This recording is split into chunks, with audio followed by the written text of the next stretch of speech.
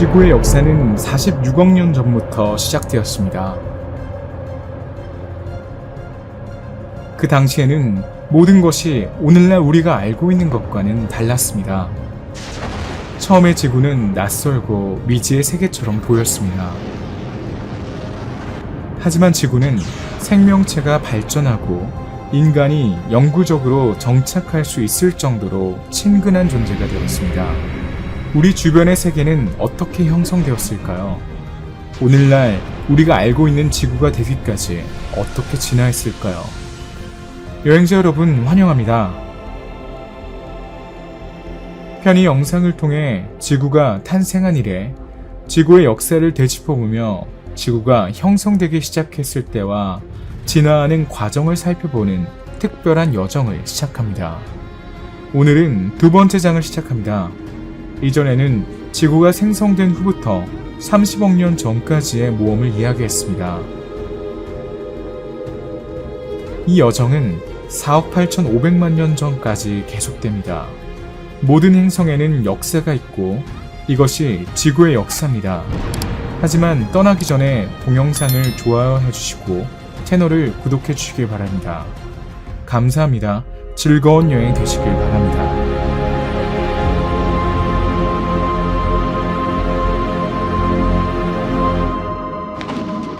퐁골라 빙하는 29억 년 전에 시작된 지구 역사상 최초의 빙하기입니다. 빙하기는 적어도 하나의 빙상이 존재하는 것이 특징이며 지구 평균 해수면이 크게 낮아지는 것과 관련이 있습니다. 빙상은 최소 5만 제곱킬로미터 이상, 최대 두께가 수 킬로미터에 달하는 눈이 쌓여 형성된 대륙의 만년설을 말합니다. 빙하기는 판구조론과 관련이 있습니다. 하나 이상의 대륙이 극지방으로 표류하면 여름에 눈이 쌓이게 됩니다. 조산, 즉 부조의 형성은 야외에서 새로운 부서진 암석의 출현을 선호하여 강한 변화를 겪을 수 있으며 결과적으로 대기에서 CO2를 많이 소비하여 온실 효과와 지구 표면의 온도를 낮추는 결과를 초래합니다. 지구의 알베도 또는 반사력 증가는 빙하의 폭주 현상을 일으키고 일단 지구 표면의 절반이 얼어 하얗게 되기 시작하면 그 어떤 것도 완전한 동결에 대응할 수 없습니다. 이 현상은 지구를 눈덩이 모양으로 만듭니다. 27억 년 전 새로운 초대륙의 형성이 시작됩니다. 케노랜드. 여기에는 미래의 로렌티아, 발티카, 서호주, 칼라리 이 지역이 포함됩니다. 수백만 년 전에 바다 밑에서 마그마 분출이 시작되어 코마티이트 분출과 함께 최고점에 도달합니다. 화산호는 멘틀에서 암석의 용기, 조산 변형, 화강암의 설치, 암석권의 안정화, 마지막으로 다른 크레톤과의 충돌을 동반합니다. 이러한 모든 현상이 누적되어 해수면 위에 초대륙 케노랜드가 형성됩니다.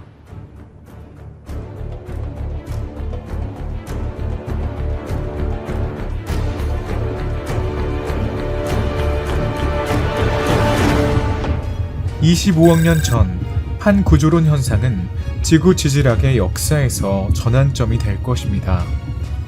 그때까지는 수평과 수직의 두 가지 유형의 판 이동이 작동했습니다.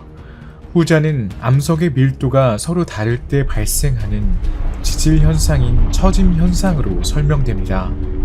코마티이트 유형의 초저함과 같은 거대한 단위는 지각과 같이 밀도가 낮은 단위 위에 놓이고 말 그대로 디아피리즘에 반대되는 움직임을 포함하는 후자의 단위로 가라앉습니다. 결과적으로 밀도가 낮은 암석은 거꾸로 된 디아피르의 측면으로 이동합니다. 처짐은 판 중앙에 움푹 들어간 곳을 만들고 퇴적물의 축적에 기여합니다. 이때 멘틀의 구성이 진화하고 코마티이트의 형성이 느려집니다. 현무암 덩어리의 밀도가 너무 낮아 처짐이 유발하기에는 너무 낮아서 수직 직각이 끝나고 수평 지각만 우리 시대까지 지속될 것입니다. 무겁고 숨을 쉴 수 없는 대기가 지구를 지배합니다. 지구는 메탄을 생성하는 미생물이 광합성 유기체에 자리를 내주고 산소를 대량으로 방출하는 전환기에 있습니다.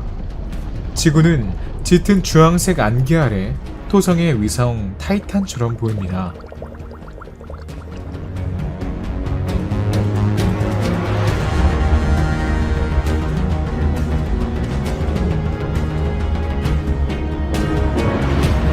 시아노박테리아의 강렬한 활동은 대량의 산소를 바닷물로 방출하여 대기에 도달하게 합니다.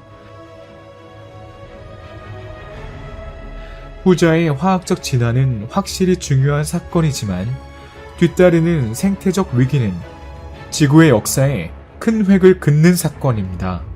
대선화는 당시 산소의 독성이 있던 대부분의 생물을 죽이는 대량 멸종과 유사합니다. 생물은 탄소 또는 질소기가 있는 탄소 화합물을 기반으로 구조를 만듭니다. 두 경우 모두 탄소 원자의 집합체를 의미합니다. 산소화에 기여하는 유기체는 대기 중의 이산화탄소 분자에서 탄소를 끌어오고 햇빛에서 에너지를 얻습니다. 탄소 원자가 고정되는 반응이 일어나며 이산화탄소 분자가 방출됩니다. 따라서 시아노박테리아에게 산소는 독성 폐기물에 불과합니다. 시아노박테리아는 광합성을 통해 다량의 산소를 환경에 방출하여 대기에 도달합니다. 산소는 먼저 메탄, 소금, 철, 미네랄과 같은 그런 표면에 존재하는 화합물과 반응합니다. 그런 다음 후자가 포화 상태가 되면 대기에 축적되기 시작합니다. 이렇게 방출된 산소는 혐기성 유기체이기 때문에 당시 존재하는 살아있는 유기체에게는 독이 됩니다. 지구상에 존재하는 많은 유기체가 죽습니다. 생존자들은 처음으로 산소로부터 자신을 보호하는 메커니즘을 개발합니다. 그런 다음 두 번째로 유기체는 호기성 유기체로 진화합니다. 오늘날에는 산소가 필수적인 요소가 된 이후 유산소 생물이 대다수를 차지합니다. 산소 농도의 증가는 암석, 모래, 점토, 기타 체질학적 기질의 화학적 상호작용에 생물학적 다양성과 변화를 위한 새로운 기회를 제공합니다. 산소가 광범위하게 공급되지 않았다면 생명체의 삶은 제한적이었을 것입니다. 이제 생명체가 사용할 수 있는 에너지가 증가하고 있습니다.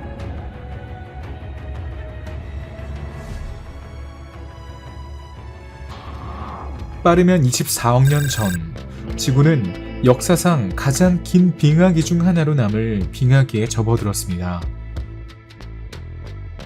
휴런 빙하는 북미의 휴런 호수 지역에서 발견된 빙하 기원의 퇴적층에서 유래한 이름입니다. 지구 표면 전체가 얼음으로 덮여 있습니다. 지구 기후의 이러한 갑작스러운 변화는 이때 발생한 대기 구성에 진화와 밀접한 관련이 있습니다. 생명의 출현과 광합성 과정으로 원핵 박테리아는 산소를 대량으로 방출합니다. 이 산소는 대기의 메탄을 산화시켜 그 농도를 낮출 수 있습니다. 메탄은 강력한 온실가스이기 때문에 메탄이 감소하면 온도가 떨어집니다. 동시에 이산화탄소는 지층이 형성된 석회암에 갇혀 대기 중 비율이 감소합니다. 온실가스의 감소는 지구의 온도를 낮추고 연이은 빙하기를 초래합니다. 24억 년 전, 태양은 오늘날보다 20% 덜 강력하여 온도가 급격히 감소했습니다. 수만 년 동안 최대 영하 50도입니다. 물이 얼었습니다. 얼음이 많은 흰색 영역인 훨씬 더 많이 반사되기 때문에 알베도가 증가합니다. 냉각과 동결이 증가합니다. 지구 중심부에서는 활동이 한창입니다. 화산은 얼음 아래에 저장된 이산화탄소를 방출합니다. 조금만 기회가 생기면 대기 중으로 방출되어 갑자기 온실 효과가 강화됩니다. 그러면 기온이 지표만으로 상승합니다. 빙하 해빙은 수만 년 만에 발생합니다. 3억 년 동안 빙하와 해빙의 과정은 4번 일어납니다. 화산 활동은 계속해서 상당한 양의 이산화탄소를 생성하고 대기 중에 천천히 축적됩니다. 온실 효과는 지구를 따뜻하게 하고 얼음을 녹이기에 충분합니다. 알베도의 감소는 빙하기에서 열대 기후로 갑작스럽게 이어지는 과정을 가속화합니다.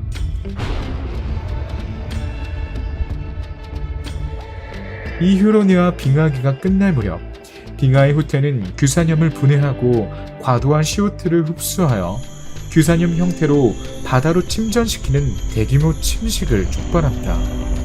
대륙은 황폐화되지만 CO2가 감소하면 온실 효과가 약화되고 온화한 기온으로 돌아갈 수 있습니다. 침식 현상은 대륙 지각을 제로 수준으로 되돌리려는 경향이 있습니다. 해수면 위에 모든 지각이 침식되고 충적층이 해양 환경에 퇴적되어 퇴적물 퇴적에 기여합니다. 반대로 해수면 아래의 모든 것은 다시 상승할 때까지 서서히 가라앉습니다. 점점 더 큰 육지 덩어리 위에 크레톤이 쌓이면 바다는 더 깊어집니다. 철 이온 형태의 철은 원시 바다의 용해성 형태와 녹색으로 존재합니다. 최초의 유기체의 출현, 광합성과 산소 생산과 함께 바다의 구성이 진화하고 해양 철의 형태도 진화합니다. 철분은 산화되어 붉은색 철분으로 변합니다. 이 형태에서 철은 더 이상 물에 녹지 않습니다. 그것은 침전되어 바다 바닥으로 떨어지고 암석이 될 때까지 퇴적물 형태로 축적됩니다. 유기체의 발달에 그다지 유리하지 않은 빙하 기간 동안 산소 생산이 느려지거나 심지어 중단됩니다. 그런 다음 바위는 덜 붉은 층으로 장식되어 리본 모양으로 다소 회색 또는 녹색을 띱니다. 이제 철분이 침전되어 바다를 방해하지 않아 훨씬 더 맑아집니다. 햇빛이 더 강렬하게 투과되고 광합성이 더 깊은 곳에서 일어납니다.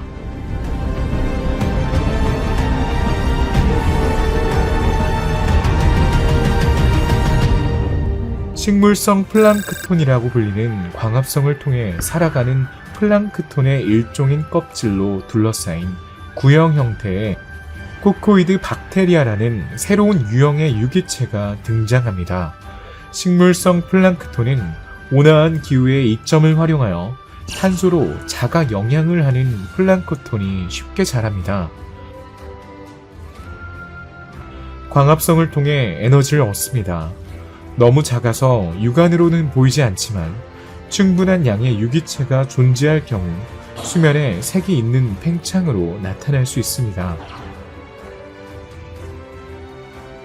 식물성 플랑크톤은 CO2, 무기염, 빛 또는 물과 같은 무기물을 다른 생물체가 사용할 수 있는 유기물로 변환하는 기능을 하기 때문에 주요 생산자입니다.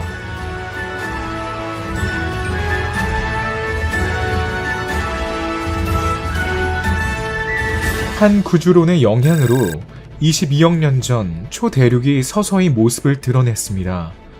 누나라고도 알려진 콜롬비아 대륙입니다. 이 초대륙은 400만 년에 걸친 오랜 기간의 조산과 충돌을 통해 서로 용접되었습니다. 지구의 육지의 대부분을 포함하고 있으며 남북 길이가 12,900km, 가장 넓은 지점이 4,800km로 추정됩니다. 18억 년 전까지만 해도 대륙 블록은 최종 위치에 도달할 때까지 이동했습니다. 인도의 동부 해안은 북미의 서쪽에 붙어 있습니다. 남호주는 캐나다 서부에 용접되어 있습니다. 남아메리카와 서아프리카의 크레이토닉 블록은 트랜스 아마조니아와 에브니아 조산대에 먼저 용접됩니다. 200만 년 후 카바알과 짐바브웨 블록이 림포포 벨트를 따라 충돌했습니다. 100만 년 후 북미 분화구가 봉합되고 콜라, 카렐리아, 볼고우랄리아, 사르마티아 분화구가 합쳐져 고대 대륙인 발티카를 형성하고 아나바르와 알단 분화구가 연결되고 인도 북부와 남부 블록이 합쳐지고 마지막으로 중국 분화구의 동부와 서부 블록이 서로 용접되는 등 최종 조립이 이루어집니다. 콜롬비아는 16억 년 전 분열이 시작될 때까지 초대륙으로 남아있었습니다. 이제 이용 가능한 산소는 발효보다 훨씬 더 효율적인 새로운 에너지원이 됩니다. 생명체의 세계는 진화하고 더욱 복잡해집니다. 박테리아는 이 요소를 사용하는 법을 배우고 호흡이 나타납니다. 산소는 특히 반응성이 뛰어나 염기성 조건에서보다 더 나은 이화작용을 허용합니다. 이 순간에 핵이 있는 세포는 나타날까요? 이 주제는 여전히 많은 논쟁이 있습니다. 의심할 여지 없이 진핵생물인 가장 오래된 미세화석은 14억 5천만 년의 연대입니다. 그러나 최근의 발견으로 21억 년 전으로 거슬러 올라가는 다세포 생명체의 흔적이 밝혀졌습니다. 이 발견은 반박되지 않았지만 일부 과학자들은 그 해석에 이의를 제기합니다. 여기에서는 그 모습을 연대순으로 정리해보겠습니다. 새로운 형태의 세포의 개발이 점점 더 널리 퍼지고 있으며 이것이 진핵세포입니다. 진핵생물이라는 용어는 핵과 소포체, 원형 질체 또는 미토콘드리아와 같은 소기관을 가진 모든 단세포 또는 다세포 유기체를 포함합니다. 전체가 막으로 구분되어 있습니다. 반면 원핵세포에는 이러한 구성 요소가 없습니다. 진핵생물과 원핵생물을 구별하는 또 다른 요소는 DNA 가닥의 구조입니다. 진핵생물의 유전 물질은 세포 분열 중에 압축되는 선형 가닥 형태인 염색체 형태로 핵에 위치합니다. 반면에 원핵세포는 고리를 형성하는 하나의 원형 염색체만 가지고 있습니다. 진핵세포는 평균 1000배 정도 더 큽니다. 최초의 화석 흔적은 20에서 100 마이크로미터 크기의 구형 유기소포인 아크리타르크입니다. 이 진핵생물은 박테리아와 고세균에서 유래한 것이 확실하지만 이러한 진화를 이끈 과정은 여전히 미스터리입니다. 생물학자들은 원핵 생물 간의 포획과 융합 메커니즘의 결과로 세포 구획화가 나타나 진핵세포가 형성되었을 것으로 추정하고 있습니다. 이것이 진핵세포가 박테리아보다 큰 이유입니다. 2008년 프랑스 빌 인근 가봉에서 다세포 진핵생물과 유사한 센티미터 크기의 화석이 발견되었는데 과학계에서는 이러한 형태의 생명체가 훨씬 더 늦게 출현할 것으로 생각했습니다. 지각 변형이나 변성의 영향을 받지 않은 프랑스빌 분지의 검은 점토에서 다세포 생물 화석이 발견되었습니다. 조화롭게 쌓여있는 5개의 지층 그룹에 속하는 암석 내에서 검은 점토층에서 약 400개의 화석이 발견되었습니다. 화석의 길이는 7에서 120mm, 너비는 5에서 70mm, 두께는 1에서 10mm입니다. 화석의 형태는 화염화 외부에 관계없이 원형 응집체의 형태를 취할 수 있습니다. 평평한 표현에도 불구하고 식민지 다세포 유기체는 발생 과정에서 스테롤이 변형되는 동안 발생하는 스테란의 존재로 인해 박테리아 매트와 구별됩니다. 스테롤은 진핵생물의 생합성과 적절하게 관련이 있습니다. 이러한 진핵생물의 존재는 산소 함량이 현재 대기 농도의 0.1에서 1% 사이로 여전히 낮았던 시기에 해당합니다. 연구자들은 이들이 서로 소통하고 조율된 움직임이 가능했던 세포의 집합체라고 믿습니다. 지금으로부터 약 21억 년 전 다세포 생물은 절정에 이르지는 못했지만 생명의 세계로 조용히 진입하고 있었습니다. 이들은 조금 후에 더 널리 퍼지고 다양화될 것입니다.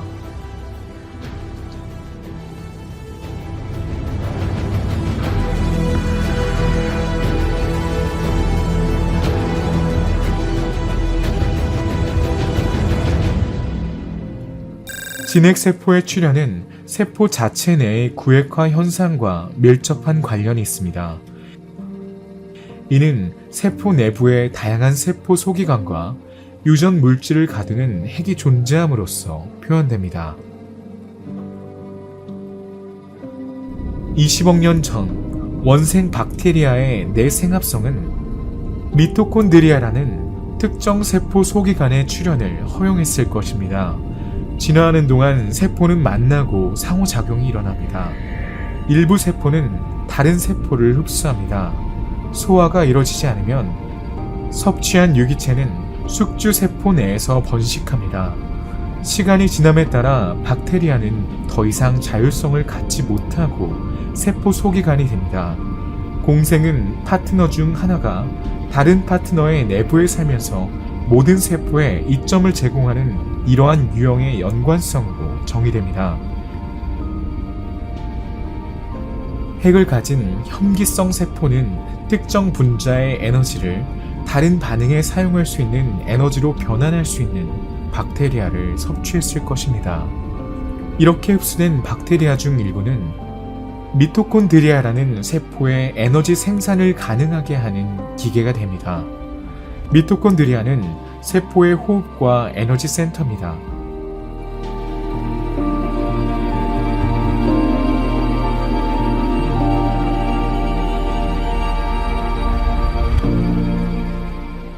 (18억 년) 전부터 10억 년 동안 지구는 비교적 평온한 시기에 있었습니다. 지각 활동은 대기 환경과 마찬가지로 안정적입니다. 낮은 산소 농도로 인해 생물학적 진화가 느렸습니다. 빙하도 기록되지 않았고 큰 재앙도 일어나지 않았으며 큰 혁신도 일어나지 않았습니다. 이 시기를 지루한 10억 년이라고 부릅니다. 이 이름은 지구가 앞으로 10억 년 동안 중요한 사건을 겪을 것이기 때문에 불공평하다고 생각할 수 있습니다. 이 기간은 화학을 기반으로 한 특정 해양 체제로 표시되었을 것이며 이 해양의 존재를 가정한 과학자의 이름을 딴 중간 해양 또는 캠필드 해양이라는 표현으로 지정되었습니다. 대산소화 과정에서 생성된 산소는 철과 같이 해양에 존재하는 특정 화학 원소를 산화시키지만 전체 수중 환경에서 산소를 공급할 만큼 충분한 양이 존재하지 않습니다. 이와 동시에 대륙 암석의 변화와 산화는 초대륙의 형성과 대기의 산소화에 의해 강조됩니다. 그런 다음 황산염 이온이 바다로 대량으로 유입됩니다. 10억 년 동안 지구의 물은 유황이 풍부하지만 철분과 산소가 거의 포함되어 있지 않습니다. 이 새로운 구성은 해양 미생물 유기체에 두 가지 영향을 미칩니다. 한편으로는 보라색과 녹색 유황 박테리아와 황산염 환원 박테리아와 같이 유황에 대한 의존도가 높은 박테리아가 증식할 것입니다. 반면에 살아있는 유기체는 필요한 암모니아를 합성하는데 어려움을 겪는데 이 합성은 철분을 함유한 효소와 밀접하게 연결되어 있으며 캠필드 해양에는 철분이 거의 없기 때문입니다. 결과적으로 이들의 발달은 느려집니다.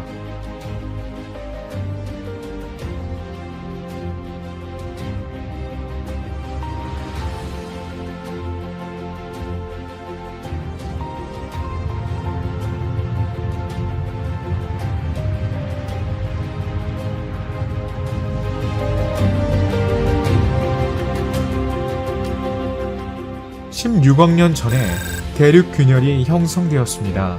이 균열은 로렌티아의 서쪽 가장자리, 인도 동부, 발티카의 남쪽 가장자리, 남아프리카의 북서쪽 가장자리, 북중국 블록의 북쪽 가장자리를 따라 뻗어 있습니다. 이 격변에는 강력한 마그마 활동이 수반되었습니다. 대륙의 전체 분열은 3억에서 4억 년에 걸쳐 일어났습니다.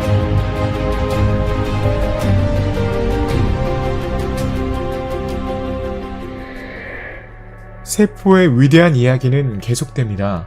세포가 에너지를 생산할 수 있는 소기관을 갖춘 지 5억 년 후 식물 세포의 기능에 필수적인 새로운 소기관이 등장하는데 바로 엽록체입니다. 미토콘드리아와 마찬가지로 엽록체는 내생합성의 결과물이며 광합성의 원천인 빛을 포집합니다. 핵을 가진 세포가 특정 광합성 박테리아를 섭취하고 공생 파트너 수준에서 배열이 개입하는 것은 외부 요소를 먹음으로써입니다. 시아노박테리아는 색소 덕분에 빛을 포착할 수 있고 자체 유기물을 합성할 수 있는 광합성 미생물입니다. 핵세포와 섭취한 박테리아 사이에서 유전자 전달이 일어납니다. 그 결과로 생성된 세포는 핵의 유전물질, 미토콘드리아의 유전물질, 새로운 원소의 유전물질로 구성됩니다. 이 세포는 자급자족하는 세포가 됩니다. 그때까지 유기체는 단순한 분열로 번식합니다. 한 세대에서 다른 세대로 넘어가면서 그들은 거의 동일한 상태로 유지합니다. 생물권은 새로운 생식 방식인 성적 생식의 출현과 함께 상당히 진화할 것입니다. 이것은 생명체의 진화에 있어 큰 진전입니다. 이 복잡한 형태의 성을 감수분열이라고 합니다. 두 세트의 염색체를 포함하는 정상세포는 핵의 한 세트의 염색체만 포함하는 특수세포로 분열합니다. 그런 다음 각 세포는 모든 염색체를 가진 세포를 융합하고 재구성하기 위해 상부적인 파트너를 찾아야 합니다. 수정은 남성과 여성의 성세포가 융합하여 두 세트의 염색체가 재결합하는 과정으로 이루어집니다. 이러한 유전자의 혼합은 엄청나게 다양한 개체를 생성하고 새로운 종의 출현을 가져올 것입니다.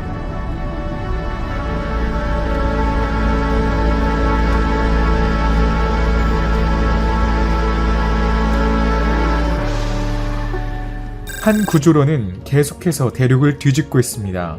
11억 년 전 그 영향으로 대륙 덩어리들이 재편성되어 로디니아를 형성했습니다.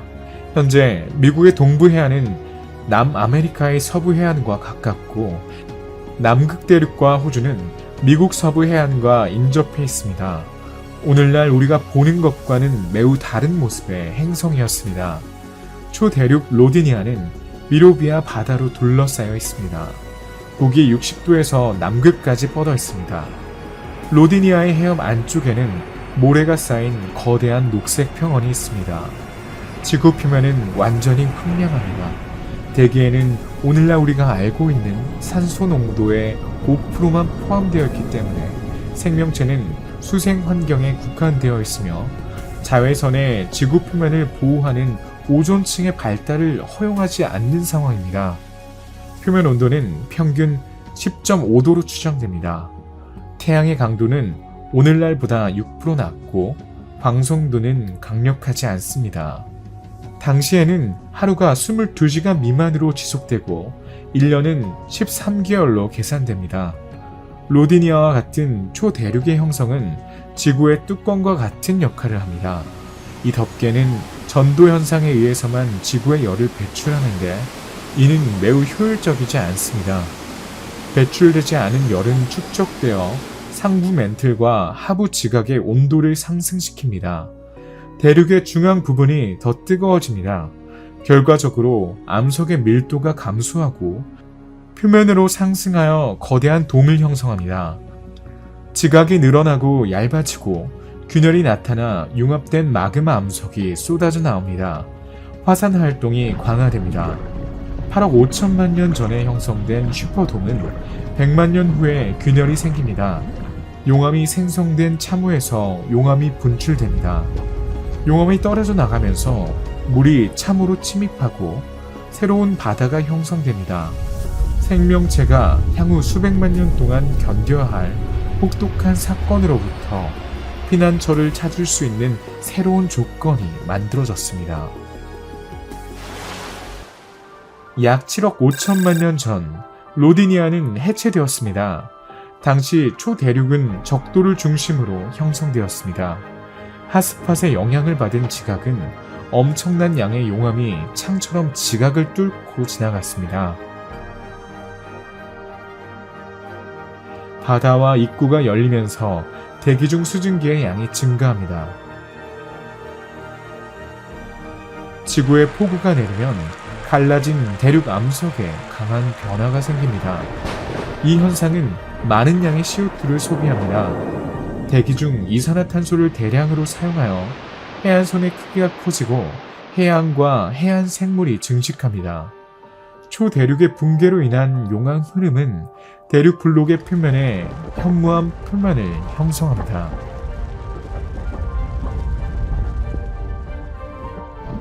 이 현무암 표면은 습도의 영향을 받아 침식되고 다량의 이산화탄소를 소비합니다. 이산화탄소가 조금씩 부족해지면 온실 효과가 감소합니다. 지구는 평온해 보이고 해양의 파문은 그다지 활발하진 않지만 지구 표면의 평균 기온은 동결이 발생할 정도로 상당히 낮아집니다. 지구는 다시 눈덩이가 됩니다.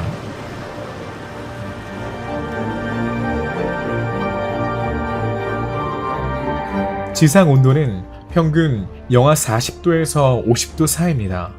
밤이 되면 영하 80도에서 100도 사이로 떨어집니다. 태양은 지금보다 약 6% 덜 강력합니다. 덜 강렬하게 빛나고 에너지를 덜 생산합니다. 광도도 약합니다. 황폐한 기후가 지구를 지배합니다. 공기는 건조하고 차갑고 산소 함량이 낮아 숨을 쉴 수 없습니다. 빙하 바닥을 제외하고는 더 이상 액체 상태의 물이 순환하지 않아 물 순환이 위험에 처해 있습니다. 빙하가 얼어버리는 악순환이 계속됩니다. 얼음 표면은 점점 더 커지고 점점 더 많은 햇빛을 우주로 반사하는데 이것이 바로 유명한 알베도 효과입니다. 지구 표면의 온도는 더욱 낮아집니다. 바다 얼음의 두께는 1km 이상에 이릅니다. 그럼에도 불구하고 큰 진주 매트리스처럼 얼음은 유기체가 저항하는 일부 장소에 거대한 크레바스를 남깁니다. 동식물은 극한의 조건을 겪으면서도 물의 특별한 특성 덕분에 생존할 수 있는 얼음이 없는 얇은 물줄기 안에서 바다 밑바닥에 피난처를 찾습니다. 물이 차가워지면 밀도가 증가하고 영하 4도 이하에서는 얼었다가도 부피가 커집니다. 빙하가 일어나는 동안 물은 표면에서 냉각되기 시작합니다. 밀도가 높아지고 전류가 발생합니다. 차가운 물이 흐르고 전체 깊이에 걸쳐 온도를 균일화합니다. 온도가 4도 이하로 떨어지면 지표수의 밀도가 낮아지고 표면에 남게 됩니다. 이렇게 형성된 얼음은 해저가 얼지 않도록 열 보호막을 만들어 유기체가 생존할 수 있게 합니다. 일부 연구에 따르면 발항해를 빙하는 생명의 다양화에 도움이 되었을 것이라고 합니다. 빙하가 끝나고 얼음이 녹으면 대륙이 침식되면서 대량의 인이 방출됩니다. 이 인은 바다에 용해되어 식물성 플랑크톤의 증식을 촉진합니다. 산소가 대기 중으로 방출되어 새로운 유기체의 출현을 촉진합니다. 대부분의 빙하기와 마찬가지로 지구의 핵은 발항게르 빙하 기간 동안 계속 활동합니다. 이산화탄소가 풍부한 화산가스의 배출은 멈추지 않으므로 100만 년이 지나면 지구의 두꺼운 얼음 덮개가 녹기 시작합니다. 온실가스는 더 이상 암석이나 생물학적 소비를 변화시키지 않기 때문에 대기에서 그 자리를 차지합니다. 얼음이 녹고 지구 표면은 영하 50도에서 영상 50도로 엄청난 속도로 따뜻해집니다. 과학자들은 이러한 갑작스러운 온난화가 얼음 아래에 축적된 대량의 가스가 갑자기 대량으로 방출되었기 때문이라고 추정합니다. 지구는 자신을 가뒀던 눈덩이에서 벗어나고 있습니다.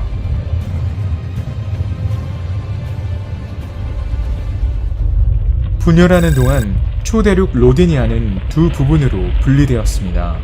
둘 사이에 바다가 탄생했습니다. 바로 판탈라사입니다. 북아메리카는 남극을 향해 남쪽으로 이동했습니다. 로디니아의 북쪽 절반은 바다의 압력에 의해 스스로 켜져 동쪽이 서쪽보다 훨씬 더 북쪽으로 올라갔습니다. 이 두 부분 사이에 세 번째 대륙 블록인 콩고 크레톤이 뻗어 있습니다. 수백만 년 후 이 세 대륙이 합쳐져 판누티아라는 새로운 초대륙이 형성되었고, 이 초대륙은 5억 4천만 년 전까지 그 자리에 남아 있었습니다. 이 충돌은 범아프리카 조산대라는 산맥을 탄생시켰고 여러 아프리카 분화구를 연결했습니다. 이렇게 형성된 새로운 대륙 블록은 놀라울 정도로 안정적이어서 나중에 아프리카를 탄생시켰습니다.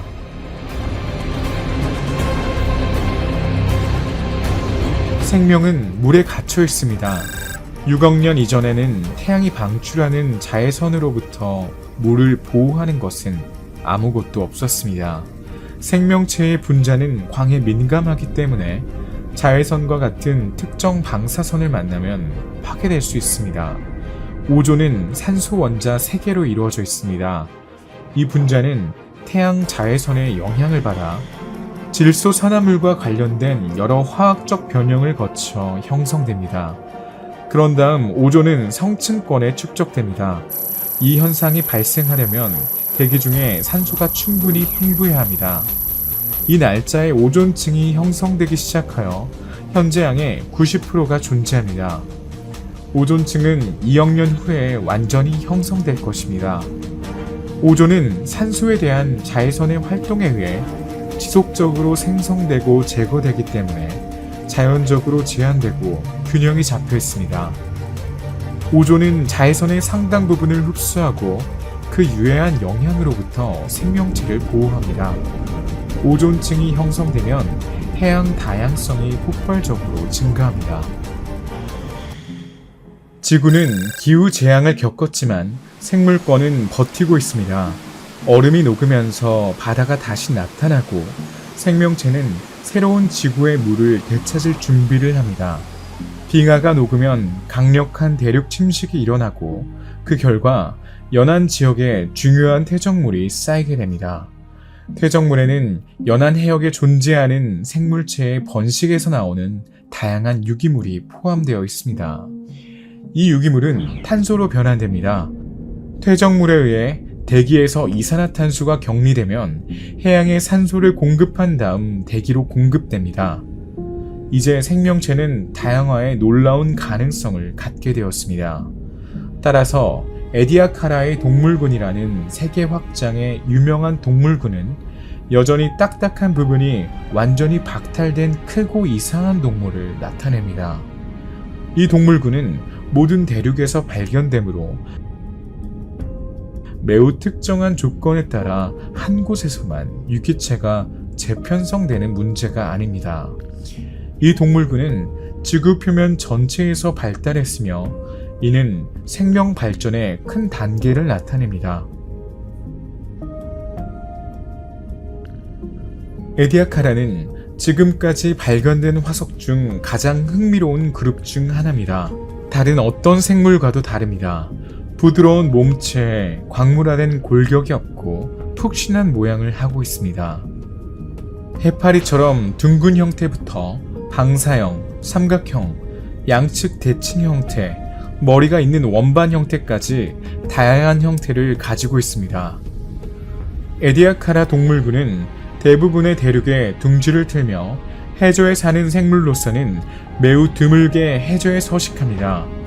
지구가 빙하기에서 회복 중이기 때문에 현재 바다는 여전히 차갑고 기후때도 아직 회복되지 않았습니다. 에디아카라는 몸 길이가 수 센티미터에 최대 2m가 넘습니다. 이들은 대형 유기체 중 최초로 진화했거나 적어도 화석화된 동물군입니다. 일부는 해저의 모래 밑에 살며 퇴적물이 쌓이면 스스로 움직여 밀어낼 수 있습니다. 다른 동물들은 몸에 연결된 튜브를 발달시켜 모래를 채우기도 합니다. 에디아카라의 동물군에는 약 100종, 12개의 그룹과 많은 조직 계획이 있습니다. 주요 그룹에는 원반 형태, 주로 단순한 납작한 원반이 포함됩니다.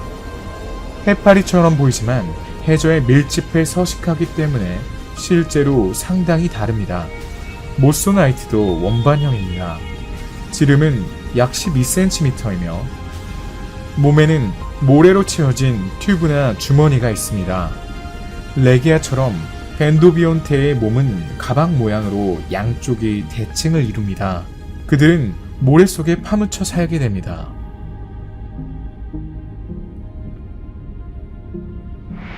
에티아카라 동물군에서 가장 잘 알려진 과 중 하나는 디킨소니아를 포함한 디킨소니드과입니다.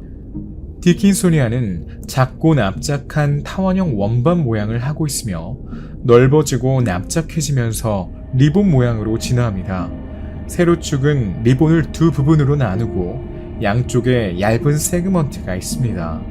디킨소니아의 길이는 몇 밀리미터에서 1.4m까지 측정할 수 있습니다. 소화기관이나 입과 항문이 없습니다. 그들은 해저를 덮고 있는 박테리아 필름을 섭취하여 먹이를 먹습니다. 요르고이드와 벤도비오데스는 또한 한쪽 끝이 서로 다른 분절된 원반형 몸을 가지고 있습니다. 그들은 퇴적물 위를 기어다닐 수 있습니다. 차르니아 그룹에는 잎이 있습니다. 퇴적물 표면에 부착되어 해저에 서 있습니다. 이 유기체의 대부분은 약 10cm이지만 일부는 최대 2m에 이릅니다. 서로 가까이에 충분히 많으면 해저에 작은 덤불을 형성합니다. 트라이로보자리안들은 놀라운 에디아카란 그룹입니다. 그들은 나선형으로 꼬인 3개의 엽을 포함하여 삼지창 대칭을 가진 몸을 가지고 있는데 이는 이 개체군에서 드물게 남아 있습니다. 원반형이며 다른 생명체와 정말 다른 놀랍고 알려지지 않는 세부사항을 가지고 있습니다. 그들은 대부분 가지 모양의 방사형 홈으로 덮여 있습니다. 지름은 0.3에서 5cm 사이입니다. 에디아카라 동물군은 많은 퇴적물 표면을 덮고 있는 미생물 매트를 언급하지 않을 수 없습니다. 이들은 일부 에디아카라의 먹이 사슬에 기저했으며 다른 일부는 단순히 바닷물에서 발견되는 미생물을 걸러냅니다. 에디아카라의 동물군은 5억 4,200만 년 전까지 번성했습니다. 이는 다세포 동물 중 가장 먼저 빠르게 다양화된 동물입니다. 에디아카라가 사라진 원인은 오늘날까지도 미스터리로 남아있습니다. 환경의 전반적인 교란, 캄브리아기의 새로운 종의 출현에 따른 생물학적 대체, 지구 자기장의 극성 변화로 오존층이 감소하여 지구 표면에 자외선이 증가했을 것이라는 등 몇 가지 가설이 제시되고 있습니다.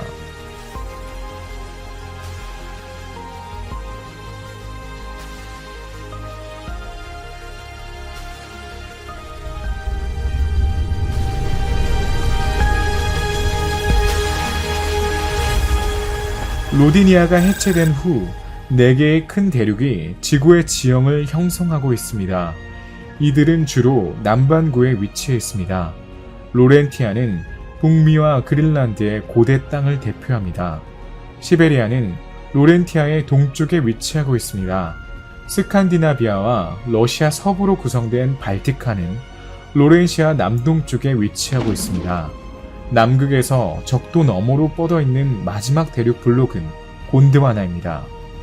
이 마지막 대륙에는 남아메리카, 아프리카, 호주, 인도, 남극 대륙의 고대 지형이 포함되어 있습니다. 이아페투스에는 발티카와 로렌시아의 한 가운데를 흐르고 있습니다. 떠오른 땅은 아직 사람이 살지 않고 생명이 없습니다. 그들은 침식을 겪습니다. 바다는 얕은 수심에 퍼져 대륙붕을 덮고 있습니다. 이것은 생명체가 발전하기에 이상적인 조건을 만듭니다.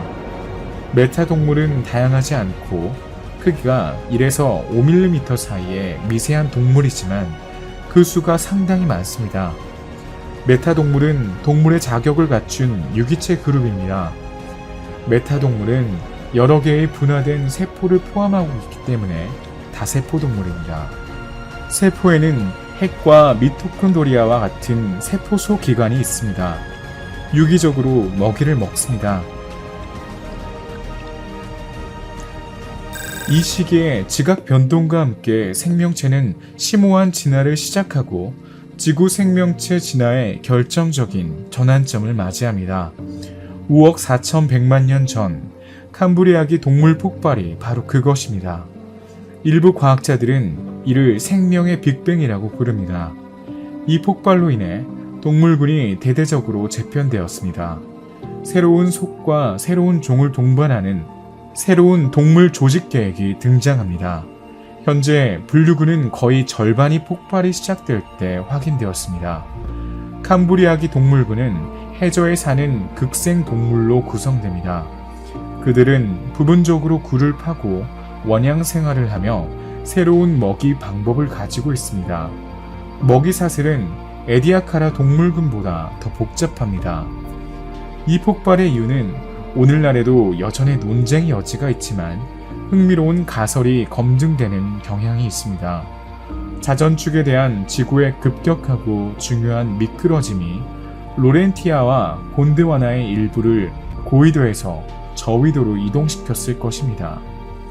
이 사건 이후에 해양 침범이 뒤따랐을 것입니다.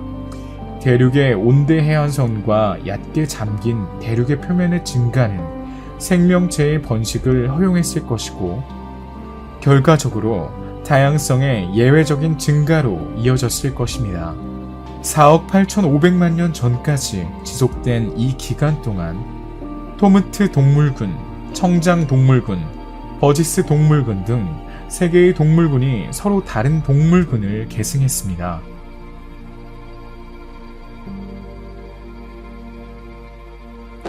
토무트 동물군은 길이가 1에서 3mm인 작고 매우 다양한 화석이 특징입니다. 해면, 연체동물, 기타 환연동물에 속합니다. 이들은 석회질, 규산질 또는 인산염 껍질을 가지고 있습니다.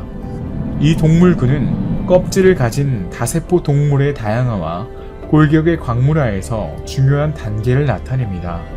수백만 년 동안만 지속되었더라도 핵심 동물군으로 간주됩니다. 에디아카라 동물군과 마찬가지로 토모티아 동물군도 전 세계적으로 인정받고 있습니다. 현대적으로 보이는 생물도 일부 포함되어 있지만 대부분은 작은 칼날, 바늘, 뚜껑, 튜브 또는 돔으로 만들어져 있습니다. 고생물학자들은 작은 껍질 동물군이라고 부르는 이 동물군은 대부분 조개 껍질의 시작 부분과 흩어진 작은 조각들로 구성되어 있습니다. 이 최초의 껍질 조각이 껍질을 가진 동물의 진화의 시작을 의미했는지 아니면 매우 빠르게 사라진 단일 유기체로 남아있었는지 여부는 오늘날 확인되지 않았습니다. 토모트 동물군은 해면강에 속하는 유기체 그룹인 고세균류의 출현을 알립니다. 그들은 석회와 미생물과 관련하여 해저의 최대 2m 높이와 직경 수미터 유기덩어리를 올리는 최초의 생물 구조물입니다. 이 덩어리들은 수백만 년 후에 발전할 복잡한 산호초 생태계의 선구자 역할을 합니다. 고인돌은 2개의 중첩된 다공성 원뿔로 형성된 꽃받침으로 구성됩니다. 골격 부분은 마그네시아 방해석으로 만들어졌습니다. 그들은 고착성, 저서성, 그리고 필터 먹이 유기체입니다. 먹이를 확보하기 위해 해류와 강한 탁도가 있는 서식지에서 발견되어 영양분을 공급받습니다. 적응 능력이 뛰어나지 않고 온도, 물의 염도, 수심 등의 제약을 받습니다. 청강의 동물군은 최소 16개의 문으로 대표되며 약 196종으로 절지동물이 약 40%로 가장 우세합니다. 척추동물과 무척추동물이 매우 다양하게 존재합니다. 이 화석들은 따뜻하고 얕은 바다의 진흙에 해당하는 층으로 덮여 있었기 때문에 딱딱하든 부드럽든 조직의 해부학적 구조와 소화기, 신경계의 요소가 놀랍게 보존되어 있습니다. 기록된 그룹은 해면류, 해조류, 코니다리류, 환영동물, 수많은 양서류, 최초 4개의 척추동물 그룹 등 매우 다양합니다. 하이코이치티스는 척추동물로 확인된 최초의 진정한 척추동물입니다. 최초의 척추동물 어류로 분류될 수 있지만 어류 그룹에 포함될 수 있는 끈적끈적한 벌레나 큰 절치동물처럼 당시 바다의 이를 통해 쉽게 추진력을 얻고 움직임을 더 잘 제어할 수 있습니다. 근섬무와 이를 지지하는 골격 덕분에 머리는 몸통과 구분되며 몸의 구조는 2개의 뚜렷한 영역으로 나뉩니다. 장기 또한 더 잘 보호됩니다. 골격은 지지 역할과 더불어 보조 역할도 수행하기 시작합니다. 골격은 연골이 아닌 뼈로 이루어져 있습니다. 하이코이치티는 적응하고 진화했습니다. 시간이 지남에 따라 물고기 지느러미와 같은 측면 옆의 기복 덕분에 스스로 추진합니다. 오파비니아는 오늘날까지 알려진 어떤 문에도 속하지 않습니다. 이는 매우 복잡하고 다양한 무척추 동물군의 증거입니다. 크기는 4.3에서 7cm입니다. 몸은 부드럽고 분절되어 있습니다. 머리에는 5개의 눈이 있습니다. 이 동물에서만 볼 수 있는 몸통처럼 길고 움직일 수 있는 코가 있어 이 동물을 특별한 생물로 만듭니다. 이 코는 입까지 접혀 있고 먹이를 잡는 데 사용되는 가시가 장착되어 있습니다. 먹이를 찾기 위해 퇴적물을 샅샅이 뒤집니다. 추격 덕분에 해저를 조사하고 이동할 수 있으며 코를 이용해 벌레나 이메페류가 파놓은 터널에서 먹이를 찾습니다. 버지스 동물군의 연대는 5억 5천만 년 전으로 거슬러 올라갑니다. 다른 두 동물군과 비교할 때 복잡하고 다양한 새로운 유기체의 출현을 볼 수 있기 때문에 문자 그대로의 의미에서 진정한 폭발에 해당합니다. 그것은 생명의 빅뱅의 동물군입니다. 캐나다 로키 산맥의 한 지역에서 발견되었습니다. 청장 동물군과 연속성이 있는 것으로 밝혀졌으며 매우 양호한 상태입니다. 버지스는 오랫동안 캄브리아기 동물군에 접근할 수 있는 유일한 장소로 남아 있었습니다. 화석은 말석회암 지층의 세일에서 발견되었습니다. 갑작스러운 수중 눈사태로 인해 이 생물들은 이류 아래에 묻혔습니다. 진흙이 해저의 모든 작은 생물을 함께 운반했기 때문에 보존 상태가 좋았던 것으로 설명됩니다. 진흙은 그들을 분해할 산소도 잡아먹을 포식자도 없는 곳에 가두어뒀습니다. 극도로 미세한 퇴적물은 생물체 주변과 내부의 모든 곳에 침투했습니다. 작은 시체들은 서서히 굳어져 세일층이 된 슬러지 아래에 통째로 갇혔습니다. 로키 산맥이 형성되고 지구의 경련이 해양 퇴적물의 많은 부분을 들어올리고 구겨졌습니다. 일부 지층은 부서져서 생명의 흔적을 남기지 않았지만 한 지층은 그대로 남아 있었습니다.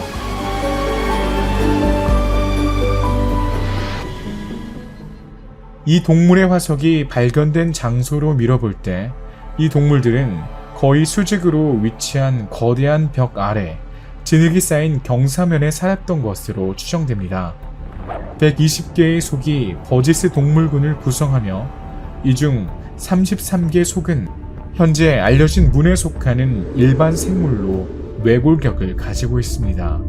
해면, 브라치오포드, 삼엽충, 해조류, 연체동물, 극비동물이 그 중 하나입니다. 87속의 연체 생물도 나열되어 있습니다. 이 동물군은 매우 독창적입니다. 일부 유기체는 미래의 지질 시대에는 발견되지 않을 것이며 버지스 동물군만 표시할 것입니다. 당시 절지동물에는 24가지 기본 유형의 조직이 있으며 4개만 지속됩니다. 절지동물은 다리나 부속기관이 있는 분절된 몸을 가지고 있습니다. 이러한 분절로의 구분은 배아기부터 나타납니다. 딱딱한 갑각은 대부분의 경우 키틴으로 만들어진 외골격을 구성합니다.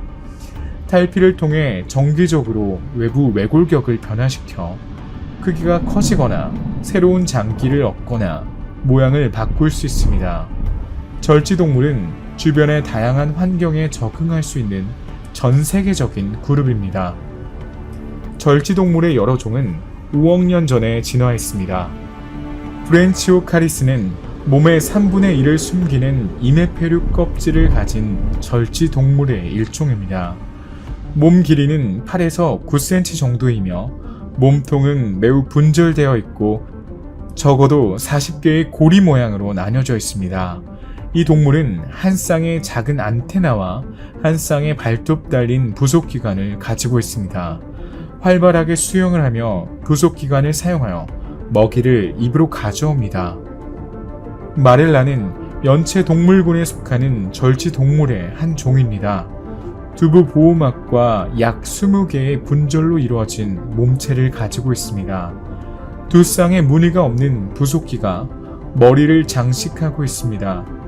두부 방패는 말굽 모양이며 두 종류의 뿔로 장식되어 있고 대부분의 길이에 걸쳐 몸을 따라 구부러진 연장선이 있습니다. 마렐라의 나머지 몸은 얇습니다.